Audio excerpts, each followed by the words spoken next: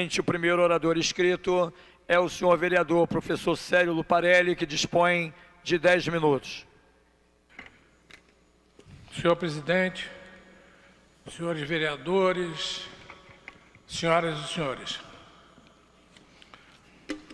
nós selecionamos para nossa conversa de hoje uma questão grave, embora a nossa pauta seja sempre a questão da dignidade da pessoa humana, ou pelo menos prioritariamente, hoje nós vamos tratar dos amigos do homem. Vamos tratar das reiteradas covardias praticadas contra os animais domésticos, principalmente cães e gatos. O ser humano deve conviver harmoniosamente com os animais, tendo em vista que estes merecem a nossa total dedicação e respeito, especificamente os animais domésticos, como cães e os gatos, levando em conta que esses são ameaçados constantemente, não no que respeita à extinção, e sim no que tange às perversidades e crueldades. Os animais não possuem meios de se defender, não sendo capazes de procurar os seus direitos. A única maneira para que tais crimes sejam evitados é o empenho da sociedade, que não deve aceitar tamanha barbaridade, impedindo energicamente a sua ocorrência. Percebe-se que os crimes contra os animais englobam o âmbito social, econômico e cultural. Levando-se em consideração que os crimes ocorrem com bastante frequência, suas penas correspondentes são insignificantes em relação à sua gravidade e, por isso, existe uma grande sensação de impunidade, acarretando a constância de tais delitos. Devemos analisar qual a melhor forma para evitar que os animais não sejam alvos de maus tratos. Há, portanto, várias soluções para impedir tamanha crueldade, como, por exemplo, aumentar as penas, desenvolver trabalhos de prevenção e orientação e ainda conscientizar a sociedade através de palestras acerca do tema Hora em Apreço. Na pré-história, os animais eram tratados como mercadorias. Quando não serviam mais, eram descartados, salientando-se que a preocupação não consistia na vida do animal, e sim nos interesses pessoais do ser humano. Não importava se o animal sentia calor, frio, fome, sede e dor, sob a alegação de que este não possuía alma. Infelizmente, atualmente, quase nada mudou, pois presenciamos esse descaso na nossa rua, na nossa cidade, no campo, nos jornais e também na televisão. Os crimes, pois, incidem em qualquer lugar e meio social.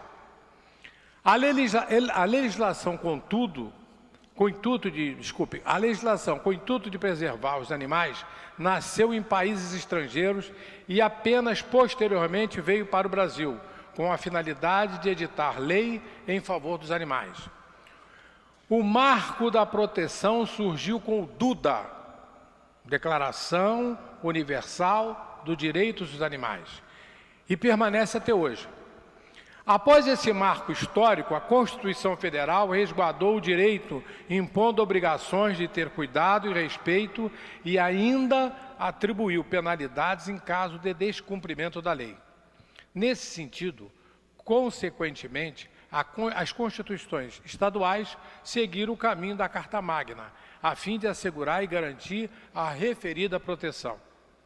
Ainda hoje, milhares de animais são abandonados por diversos motivos, como, por exemplo, em razão de velhice, por estar dando muito trabalho ao seu dono, por doença ou simplesmente por não querer mais o animal, como se esse fosse um objeto descartável.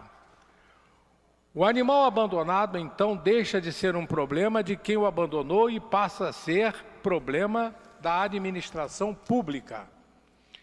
Animal doméstico é um ser irracional, mas com sensações de dor, fome e sede.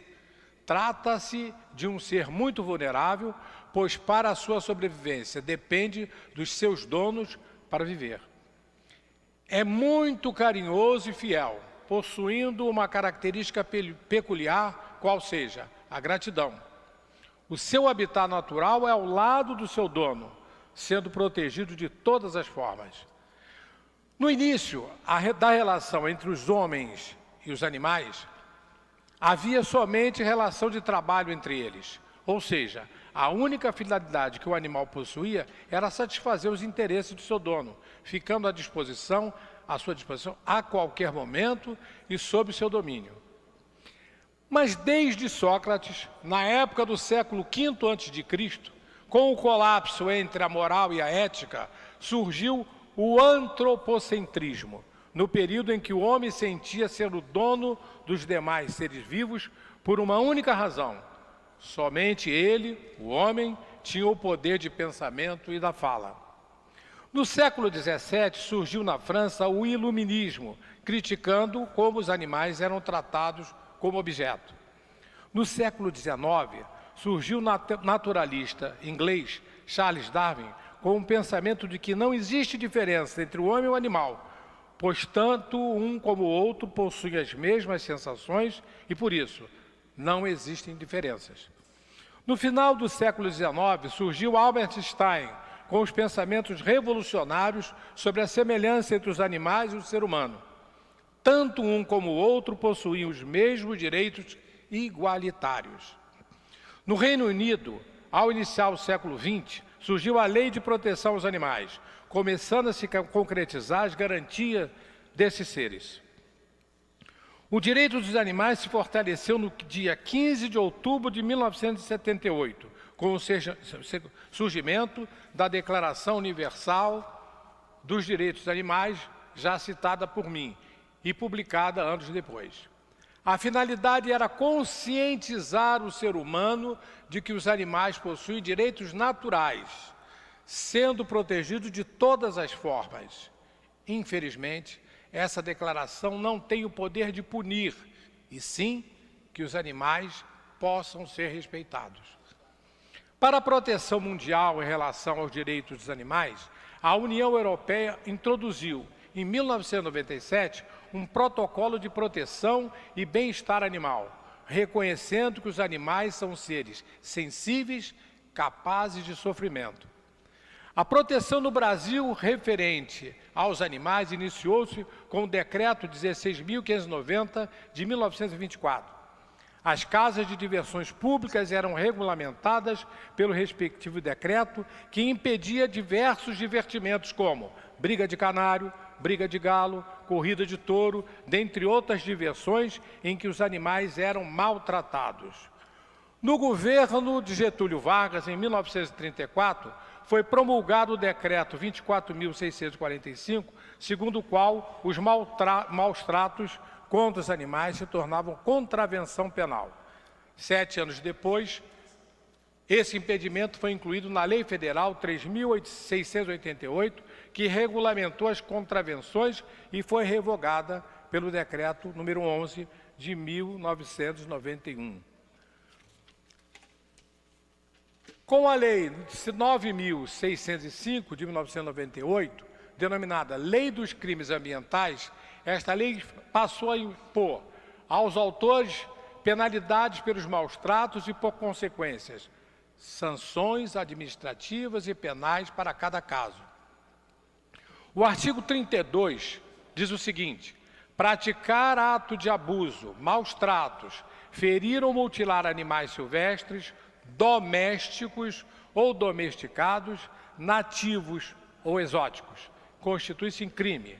Pena: detenção de 3 meses a 1 ano e multa. Esta legislação veio cumprir o que diz o artigo 225, parágrafo 1º, inciso 7 da Constituição, que preconiza: incumbe ao poder público proteger a fauna e a flora, vedadas na forma da lei as práticas que coloquem em risco sua função ecológica, provoquem a extinção das espécies ou submeta os animais à crueldade. Para encerrar, senhor presidente, com todo esse vasto, toda essa vasta citação de legislação e da história cruel a que os animais vêm se submetendo desde a sua aproximação do homem, ou no sentido inverso, nós temos aqui duas reportagens que eu citarei rapidamente, só para ilustrar. No dia 2 de setembro de 2015, vem a manchete: professor de dança é acusado de agredir cachorro com madeira. O animal desmaiou, conta o delegado. Um professor de dança de Macapá é suspeito de agredir a pauladas um cachorro de rua após ver que o animal estava cruzando com a sua cadela, uma mestiça de labrador com dog alemão. O caso aconteceu na última segunda-feira no bairro lá desta cidade. Vejam a que ponto o animal chegou pelas pauladas, somente porque estava se utilizando de uma relação biológica e obrigatória, que é o ato de produzir ou reproduzir. Uma outra do G1, homem suspeito de maus tratos a cachorro é detido em Caruaru, Pernambuco. Na casa dele foram encontrados mais de 10 animais em situações deploráveis. Eu só trouxe essas duas, mas se eu tivesse tempo, traria dezenas de aberrações, de absurdos, em relação, principalmente aos domésticos, porque estão mais sujeitos, pela aproximação ao homem, a essas sandices que fazem com que a gente fique indignado. Muito obrigado, senhor presidente.